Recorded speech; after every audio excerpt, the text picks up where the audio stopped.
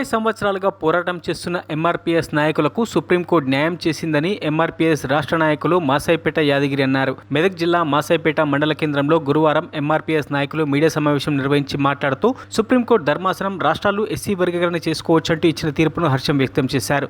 30 సంవత్సరాలుగా ఏబీసీడీ వర్గీకరణ కోసం మందకృష్ణ నాయకత్వంలో పోరాటం చేశామని, నేడు పోరాటం ఫలించిందని సంతోషం వ్యక్తం చేశారు. ఈ కార్యక్రమంలో ఎంఆర్పీఎస్ నాయకులు విజయ్ కుమార్, యాదగిరి, దశరథ్, శంకర్, స్వామి, రమేష్ తదితరులు పాల్గొన్నారు.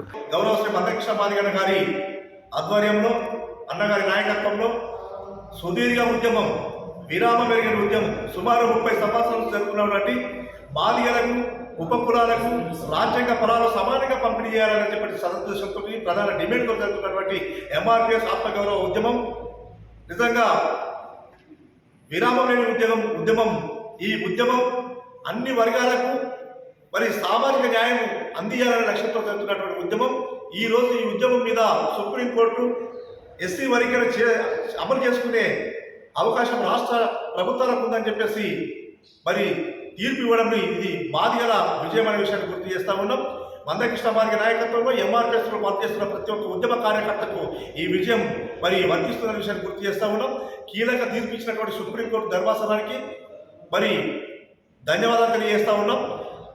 మాదిగల గెలుపులో ప్రధాన పాత్ర పోషిస్తూ మరి ముందు నుంచి అండగా ఉన్నటువంటి బీజేపీ ప్రభుత్వానికి కూడా ధన్యవాదాలు తెలియజేస్తా ఉన్నాం.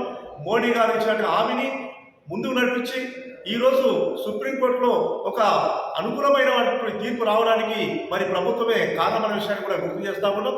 ఏది ఏమైనా లక్ష్యాన్ని సాధించడం కొంత ఆలస్యమైనప్పటికీ మాదిగలు అంతిమంగా మాదిగల విజయం సాధించిన విషయాన్ని గుర్తు చేస్తా ఉన్నాం. ఈ విజయంలో ప్రతి ఒక్కరికి కూడా కీలక పాత్ర పోషించే ప్రతి ఒక్కరికి కూడా ఈ ఉద్యమాన్ని ముందుకు నడిపించడం బట్టి మరి ప్రతి ఒక్కరికి, అన్ని పార్టీలకు, అన్ని సంఘాలకు మరి ప్రతి ఒక్కరు కూడా పేరు పేరున మరి ధన్యవాదాలు తెలియజేస్తా ఉన్నాం. మరి ఇంకా ఏదైతే సుప్రీంకోర్టు తీర్పు ఇచ్చిందో ఆ తీర్పును వెంటనే అమలు చేసే విధంగా రాష్ట్రాలు చొరవ తీసుకోవాలని చెప్పేసి ఈ సందర్భంగా డిమాండ్ చేస్తా ఉన్నాం. జై మాదిగ, జై మాదిగ. మరిన్ని అప్డేట్స్ కోసం మా ఛానల్ని సబ్స్క్రైబ్ చేయండి.